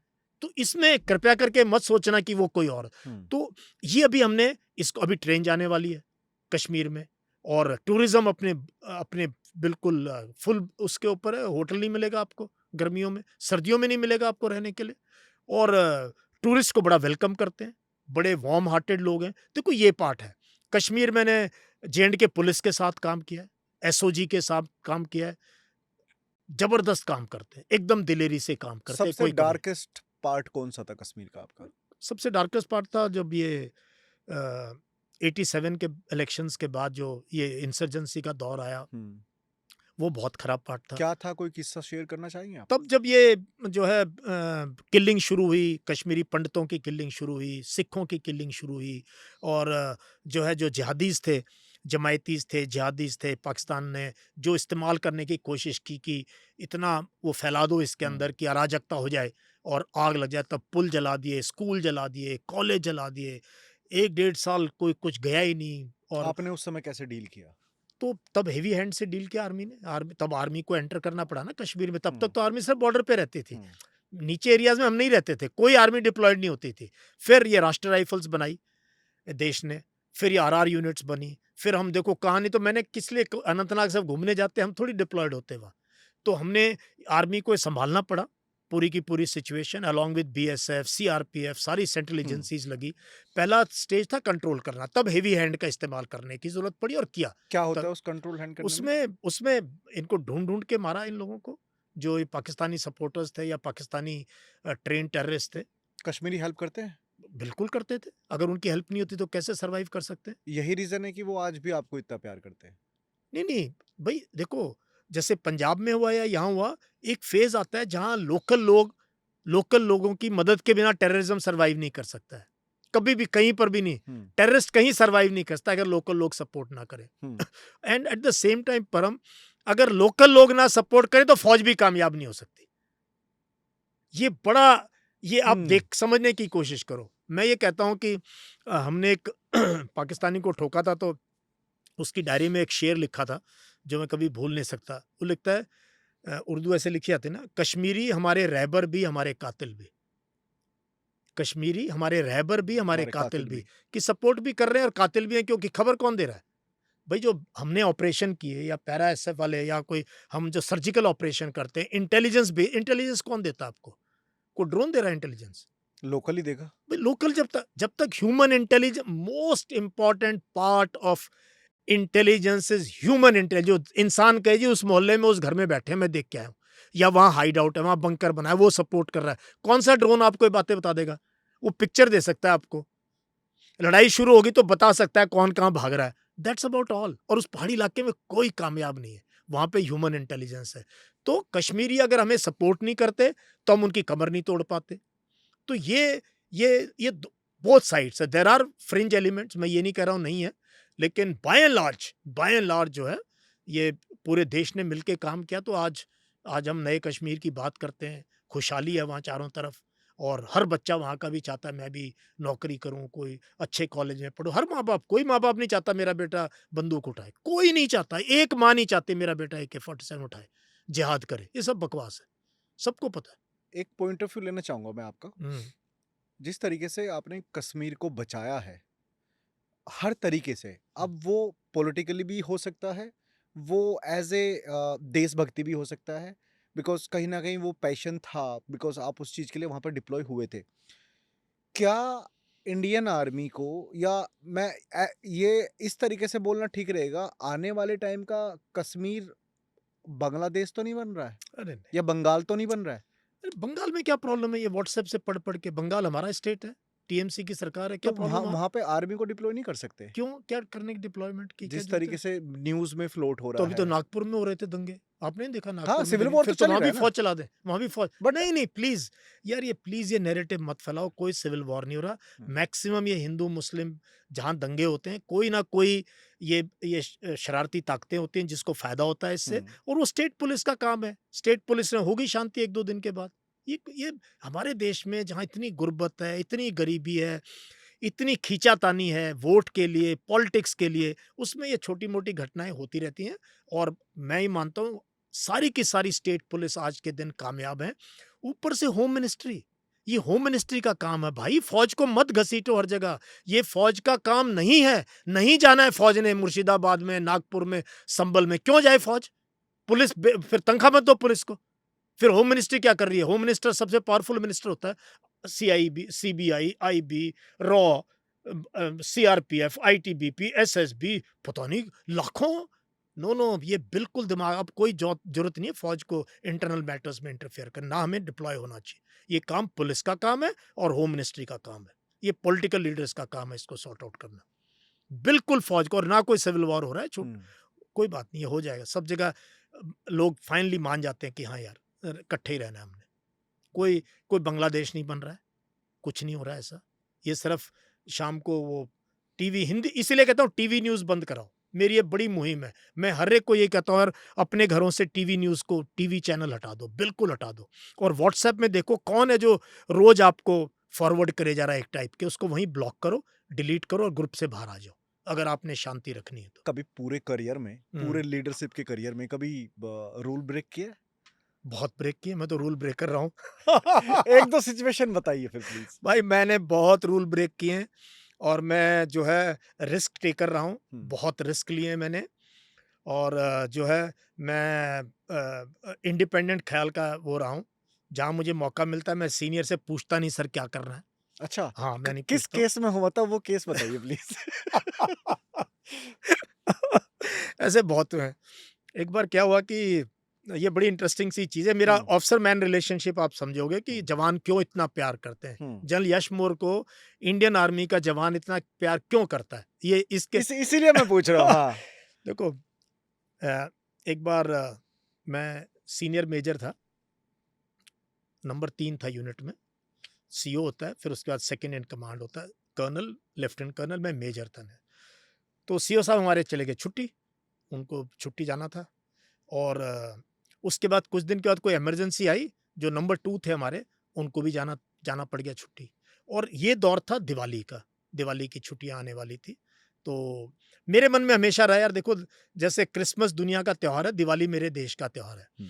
और जवान को ना परम कुछ नहीं चाहिए, उसको होली, दिवाली और ये 2-4 त्योहारों में अगर एक दिन भी अपनी फैमिली के पास जाने का मौका मिल जाए ना, तो कुछ भी करने के लिए तैयार है। 1-2 दिन का आउट पास मिल गया, छुट्टी मिल गई 2 दिन। और हमारे क्या है, राजस्थान, हरियाणा, यूपी, आजकल ट्रेनों में आप ओवरनाइट कहीं भी, नॉर्थ इंडिया में कहीं भी ओवरनाइट पहुंच सकते हो आप, ओवरनाइट। तो हमारे CO साहब पॉलिसी बना के गए कि भी 5 आदमी मैक्सिमम एक कंपनी से जा सकते हैं दिवाली पे छुट्टी, और उसके ऊपर कुछ नहीं। तो हम बन गए CO अचानक, अब मेजर हूँ मैं। तो वो सुबेदार मेजर साहब आए हाँ। कि सर ऐसे-ऐसे है, हुँ। दिवाली की वो है, तो क्या करें? मैंने कहा भई बता के क्या गए हैं सीईओ साहब? बोले तो ये इतनी वैकेंसी दी है पर यूनिट, इतने भेज देना। मैंने कहा अच्छा। फिर बोले साहब अभी तो आप हो, देख लो बहुत रिक्वेस्ट आ रही है। तो मैंने कहा क्या रिक्वेस्ट आ रही है? कह रहे हैं 2-2 4-4 और सारे सूबेदार वगैरह खड़े हैं बाहर कि भी और वैकेंसी दे दो, हुँ। जवान जाना चाहते हैं। हुँ। और हम थे पंजाब में, हुँ। तो बस से, ट्रेन से, गाड़ी से बंदा 4-5 घंटे में कहीं पहुँच बिल्कुल, सकता है, कहीं हाँ। भी पहुँच सकता है। तो मैंने कहा अच्छा।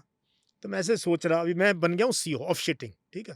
मैंने कहा अच्छा साहब ये बताओ, यहाँ पर अगर 2 दिन कितने लोग कम से कम चाहिए हमें यूनिट के लिए? सेफ्टी मतलब एम्युनिशन है, हथियार हैं, इतना बड़ा कैंपस है। कितने लोग कम से कम आपको चाहिए यहाँ पर? कितने लोगों से काम चला सकते हो? हुँ। उसको समझ नहीं आया, मैं बड़ा अनप्रेडिक्टेबल ऐसे बात हाँ। कि साहब अगर 100 लोग रहें, 100 150 लोग रहें तो ऐसी कोई प्रॉब्लम नहीं है। मैंने कहा ऐसा करो, इतने लोगों को छोड़ के बाकी जितने जाना चाहते हैं सबको भेज दो। कहता है क्या? मैंने कहा हाँ, भेज दो सबको, 3 दिन की 2 दिन की छुट्टी।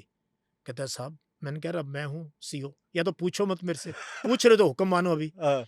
तो उस दिन मुझे याद है कि 285 करीब लोग मेरी यूनिट से, और मैंने कहा मैं नहीं साइन करूंगा ना, मैंने कहा एनसीओ लेवल पे साइन करो 2-2 दिन की दिवाली हुँ। की छुट्टी, कोई लेट नहीं होगा, हुँ। लेट हो गया तो छोड़ूंगा नहीं। हुँ। तो जो है बॉस फटाफट बैग पैक कर, दोपहर को हुँ। बात हो रही, जवान को क्या चाहिए 5 मिनट चाहिए, लीव सर्टिफिकेट मिला और बस ट्रेन ये उसमें।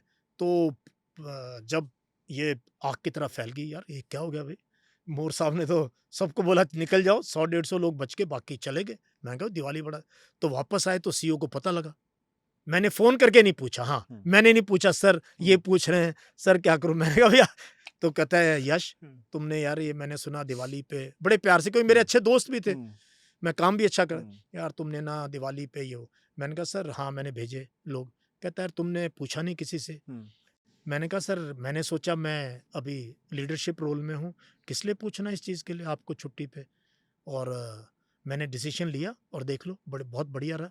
कहता नहीं ये ना, मैंने कहा देखो सर, ये आप हो छुट्टी पे उस टाइम पे, मैं था अभी इसके अंदर, मैंने अपने हिसाब से सही डिसीजन लिया। अब इट इज़ टू बैड अगर आपको मतलब उनके मुँह पे नहीं बोला, बट ये कन्वे कर दिया, अगर आपको अच्छा नहीं लगा तो कोई बात नहीं। मतलब I can't do anything, but मैं आई टूक द डिसीजन। ये एक अच्छे लीडरशिप की क्वालिटी होती ये है। क्वालिटी डिसीजन लो। मतलब फिसटाओ मत पैर, फिर हुँ। हाथ हुँ। वो ऐसे मत हुँ। करो, सर करूँ क्या? फिर किस बात के लीडर हो भाई? हुँ। अगर तुम फैसला नहीं कर सकते। राइट और रॉन्ग टेक अ डिसीजन, ये मैंने सीखा था जल्दी कि फैसला करो। एक तो ये है।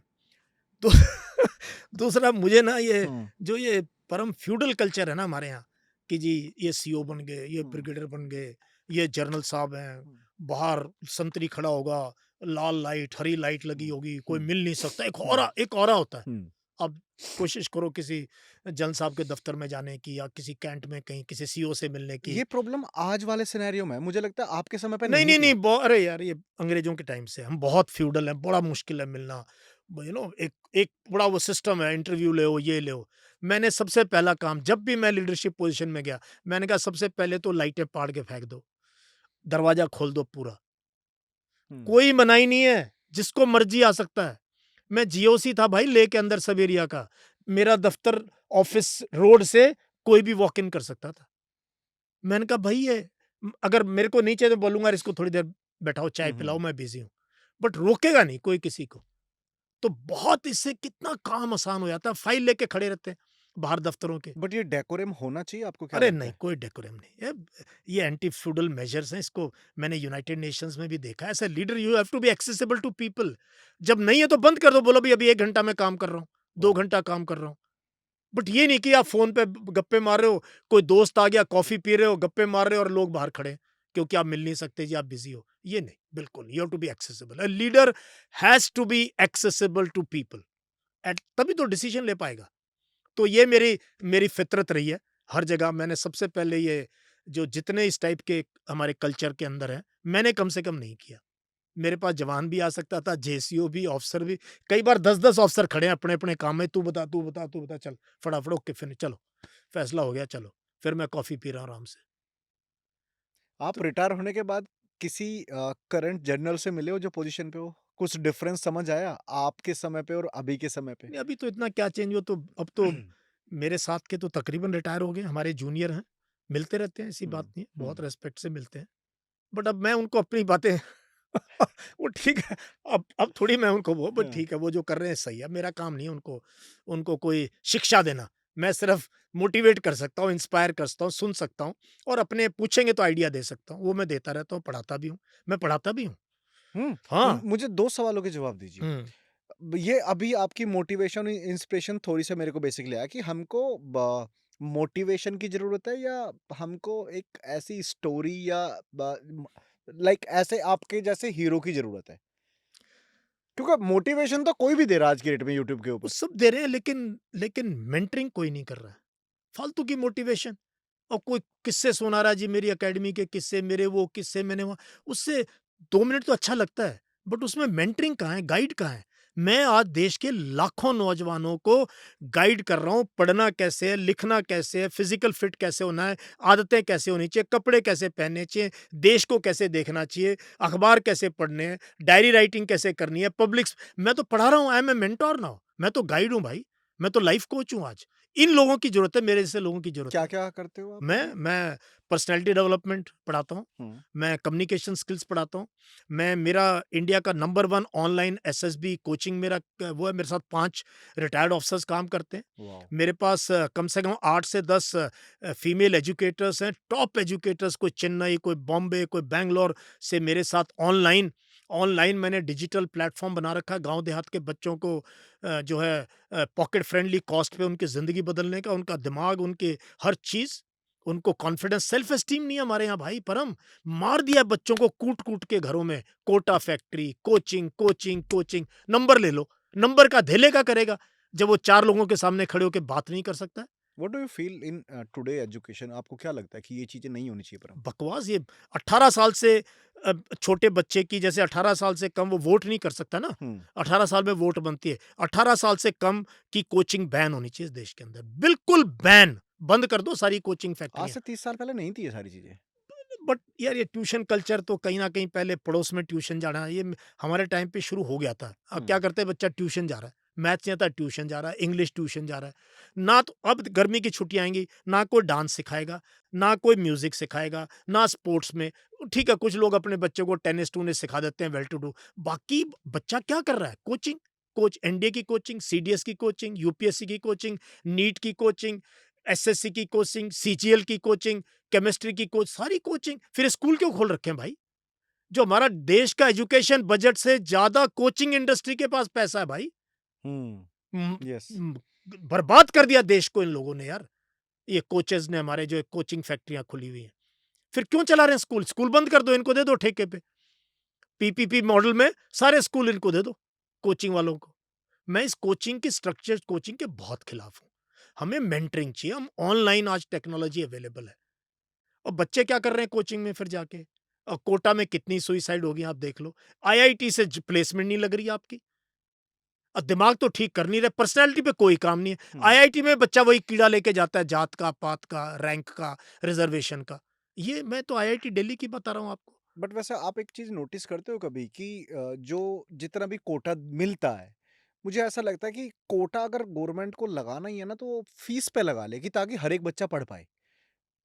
जब आप एग्ज़ामिनेशन में चाहे वो यूपीएससी के हों, चाहे एसएसबी के हों, वहाँ पे कोटा सिस्टम खत्म होना चाहिए। बिकॉज़ कहीं न कहीं एक स्किल्ड बंदा उस कोटे की वजह से डिग्रेड हो जाता है और एक अनस्किल्ड बंदा उस कोटे की वजह से अप स्किल पे चला जाता है, अपग्रेड हो जाता है। व्हाट इज़ योर टेक नहीं, ऑन ये दिस? रिजर्वेशन बहुत पेचीदा है परम। इसमें देखो, अभी भी ना ऐसी कम्युनिटीज हैं जिनको आज तक रिजर्वेशन का एक भी फायदा नहीं हुआ है। तो जब गुर्बत देखो देश में, ऐसी कम्युनिटीज को, शेड्यूल्ड कास्ट, शेड्यूल्ड ट्राइब, ऐसे ऐसे हैं, उनमें भी उन्हीं को फायदा हो गया जो थोड़े से सचेत हुँ, हुँ। जो लोग थे, कम्युनिटीज थी, बाकी को नहीं मिला है। तो रिजर्वेशन बड़ा कॉम्प्लेक्स इशू है, मैं उस पर कमेंट कर नहीं सकता हूँ कि 1 मिनट में तो कोई हटा नहीं सकता, नहीं, हट बढ़ता ही जा हट रहा नहीं है, सकता, मैं तो बढ़ता सिर्फ़ एक जा रहा है। पॉइंट ऑफ व्यू आपका ले रहा हूँ। बट हाँ। यस, करना क्या चाहिए? करना चाहिए कि प्राइमरी लेवल से एजुकेशन पे जोर दें, वो रिज़र्वेशन गुड क्वालिटी एजुकेशन दें, हुँ, हर एक को अच्छी क्वालिटी की एजुकेशन दें। अगर अच्छी एजुकेशन देंगे तो फिर हो सकता है 10-15 साल में रिजर्वेशन की जरूरत नहीं पड़ेगी। ज़रूरत ही नहीं अब पड़ेगी। स्कूलों की हालत देखो ना, गांव के स्कूलों की, जहाँ जो सबसे गरीब है कहाँ जाता है? जो मनरेगा में जिसके माँ-बाप काम करते हैं, वो कहाँ भेजेगा बच्चे? वो डीपीएस में भेजेगा। वो तो गवर्नमेंट स्कूल में पढ़ा रहा है। टीचर तो 1.5 लाख रुपए तनख्वाह लेता है, पढ़ाता है नहीं। ना ब्लैक बोर्ड है, ना चेयर है। पता है कितने लाख स्कूल हैं हमारे देश के अंदर जिनके अंदर एक ही टीचर है। टॉयलेट नहीं है हमारे स्कूलों में। बहुत बुरी हालत है भई हम्म। गवर्नमेंट स्कूल्स की। जहाँ जहाँ भारत पढ़ता है वो गवर्नमेंट स्कूल है भाई। वहाँ पर क्या हालत है? तो नेचुरली फिर तो ये पूरा का पूरा we need have to have a relook. और हम कितना खर्च करते हैं एजुकेशन में? बहुत कम। हमारे से तो हमसे गरीब देश हैं वो ज़्यादा खर्च करते हैं एजुकेशन पे। हम तो बहुत कम खर्च करते हैं एजुकेशन, हम बाकी चीज़ों में बहुत खर्च करते हैं। तो एजुकेशन पे सही मायने में अगर जोर दिया जाए, बट एक दिन में नहीं होता। ये सोच के कि भी 20 साल देश ने एजुकेशन पे देना है। तब जाके आपको रिजल्ट नज़र आएगा 20 साल। आज पौधा लगाओ तो 20 साल के बाद पता लगेगा उसका रिजल्ट। एक दिन में नहीं हो सकता। Do you receive compliments? या डेफिनिटली लॉट ऑफ देम। क्या अभी तक का सबसे अच्छा कॉम्प्लीमेंट आपने रिसीव किया है? मैं कह नहीं सकता, रोज़ मेरे आप टाइमलाइन पे देखो जो जो आपको छाप छोड़ के गया हो? छाप की सर आपने हमारा दिमाग ठीक कर दिया। सर आपने मैं तो कट्टर था, आपने तो मेरी ज़िंदगी बदल दी। हर रोज़ इंस्टाग्राम पे, यूट्यूब पे तो आप मेरे डीएनए सेशन में तो आग लगी होती है। इतने बच्चे, परिवार उनके पूरे के पूरे कहते हैं सर आपने आपने दिमाग ठीक कर दिया हमारा। तो give me 3 tips to build up a very strong mindset. ये ऑडियंस है आपकी, ये यूथ है basically. So first thing is start reading. Reading is very important and proper reading, ऐसे इधर-उधर की नहीं। दूसरी चीज़ मैं हमेशा कहता हूँ, प्लीज़ ट्रैवल करो। हम निकलते नहीं, हम कुएँ के मेंढक हैं। जहाँ है वहीं मेरी कास्ट, मेरा गाँव, हम्म। मैं ही सुपीरियर हूँ। छोटा-सा कोई कुछ कह दे लड़ने के लिए तैयार हो जाते हैं, क्योंकि तुम बाहर ही नहीं निकले हो। अब कितने लोग हैं जो ट्रैवल कर रहे हैं या जाते हैं, तो मैं कहता हूँ स्कूल के बच्चों के लिए रेलवेज़ में या इनमें कोई ज़बरदस्त कंसेशन या फ्री होना चाहिए कि राजस्थान, हरियाणा के बालक जो केरला घूमने जाना है, भाई आ जाओ फ्री में आ चलो। जाओ फ्री में वो चलो। उड़ीसा चले जाओ, केरला, नॉर्थ ईस्ट जाके देखो। निकलोगे ना बाहर तो दिमाग खुलेगा। एक्सप्लोर करना चाहिए। 100% मैं इसका बहुत बड़ा फ़ैन हूँ। और तीसरी चीज़ जो सबसे बड़ी मैं कहता हूँ, प्लीज़ एम्ब्रेस डाइवर्सिटी। ये कि आप डीयू में पढ़ रहे हो और पहले ढूँढ रहे हो भाई रोहतक वाले कितने हैं, फिर ढूँढ रहे हो भाई मेरी कास्ट के कितने हैं, तो तुम वहीं हो, तुम आने का कोई फ़ायदा नहीं है इतने अच्छे कॉलेज में पढ़ने का। एम्ब्रेस डाइवर्सिटी का मतलब आप देखो आपके ग्रुप में कोई सिख है, कोई जैन है, कोई मुस्लिम है, कोई एलजीबीटी कम्युनिटी का है, कोई कोई गरीब है, कोई नॉर्थ ईस्ट का है, कोई साउथ का है आपका दोस्त या नहीं है? नहीं तो आप क्या हो फिर? आपकी वही बातें। Do you support LGBT? सबको सपोर्ट यार, वो क्यों नहीं सपोर्ट एज कर। ए मतलब सोसाइटी को हमें या करना चाहिए, क्योंकि सोसाइटी ने एक कट ऑफ कर रखा है। No, no, no, we must support everyone. जिसने जन्म लिया और यहाँ पे देश का वो है, उनकी तो गलती नहीं है ना। उनकी गलती नहीं। अब उनके अंदर कोई हार्मोनल या कोई इश्यू है। तो ये 3 चीज़ें ना, परम मैं बता रहा हूँ, reading, reading, travelling, travelling is very important and जो है एम्ब्रेस डाइवर्सिटी, एम्ब्रेस डाइवर्सिटी। जैसे फूल अच्छे लगते हैं ना, अलग-अलग किस्म के, सब्जियाँ अलग-अलग किस्म की, फ्रूट क्या आप सारे साल क्या एक केला खाते हो? आपको आम भी अच्छा लगता है, संतरा भी अच्छा लगता है, कीनू भी अच्छा लगता है, नाशपाती भी अच्छी लगती है, अंगूर भी अच्छे लगते हैं। हम 4-5 तरह की, तो फिर लोग क्यों आपको एक ही जैसे अच्छे लगते हैं? वाह। क्योंकि हम इनसिक्योर, हम डरते हैं सिक्योर लोगों से बात करने। हमारे दिमाग में भूसा भरा हुआ है, ये ऐसे होते हैं, ये ऐसे होते हैं, और ये ज़हर इतना ज़्यादा है परम, ये हिंदू-मुस्लिम से खत्म नहीं होता है। फिर आता है मैं जाट, ये फलाना, ये गुज्जर, ये राजपूत, फिर ये एससी, ये एसटी, ये ऐसे होते हैं, ऐसे होते हैं। फिर उसमें फिर गाँव का, ये मेरे गाँव के ऐसे, वो ऐसे होते हैं। फिर हम्म। चाचे-ताऊ तक घर तक आता है ये। फिर ये ऐसे हैं, ये ऐसे ही, कब तक चलेगा यार? ये सबसे बड़ी प्रॉब्लम मैं लक्कियों की फौजी घर में पैदा हुआ और बैंगलोर में पढ़ाई करी, हम्म। फिर फ़ौज में ऐसे यूनिट में आया, फिर पूरी दुनिया घूमा। तो मेरा माइ और मैंने 3000 किताबें पढ़ी हैं। मैंने आप नाम लो मैंने कितना वाइड रीडिंग करी है अपनी लाइफ़ में, आज भी पढ़ता हूँ। तो त फेवरेट फेवरेट कोई कविता याद है आपको? कोई मोटिवेशनल कविता? नहीं अभी तो ऐसे कोई 2-4 लाइन गुनगुना दो सर। ओह! तो पता नहीं, बट मैंने जो है गुरु गोबिंद सिंह को, कबीर को, हम्म। नानक को, बुल्ले शाह को, इनको बहुत पढ़ा मैंने। हम्म। और जो है बहुत कुछ सीखा इन लोगों से। और मेरे सबसे फेवरेट हैं Guru Gobind Singh, as a scholar, as a leader, as a saint. उसमें वो सारी क्वालिटीज़ है एक जो अच्छे फौजी लीडर में होनी चाहिए, गुरु गोबिंद सिंह में। तो उनका एक शब्द है जो मुझे बहुत वो हुँ, लगता है, इन्हीं की कृपा से सजे हम हैं, वरना मौत से गरीब करोड़ पड़े हैं। तो अपने वाह! सैनिकों को, और ये मैं सैनिक सम्मेलन में सुनाता था हुँ, जवानों को, रोंगटे खड़े हो जाते थे उनके। मैंने कहा भाई मैं जो रैंक लगाए घूम रहा हूँ ना, ये यश मोर कुछ नहीं है भाई। मैं अगर यहाँ नहीं होता, गाँव में हल हल जोत रहा होता। यही ऐसे ही मोटिवेट करते थे? ऐसी हाँ, बात करता था मैं। मैंने कहा भाई मैं तुम्हारी वजह से हूँ। तुम हो तो मैं हूँ, तुम मेरी वजह से नहीं हो। तो मैंने कहा, तो मैं जवानों ऑफिसर्स को कहता ये है सब कुछ, इनका ध्यान रखो। इनका ध्यान रखो, ये हीरे हैं, ये कटिंग एज है ये। हुँ, इनको दिल में बसा के रखो, जवानों को। तो इन्हीं की कृपा से सजे हम हैं, वरना मौत से गरीब करोड़ पड़े। जो हम गाड़ियाँ, बंगले, ये सब हायर रैंक में आपको मिलता है, सब इसीलिए कि ये जवान हैं, वो जवान आपको है। सपोर्ट करते हैं। तो मेरे को तो जवानों के साथ दिल से बहुत लगाव रहा है, और उनके लिए मैंने बहुत रिस्क लिए हैं भाई। हुँ, कभी कभी कोई ऐसी सिचुएशन आई है कि कभी आपने कभी किसी का कोर्ट मार्शल भी किया हो?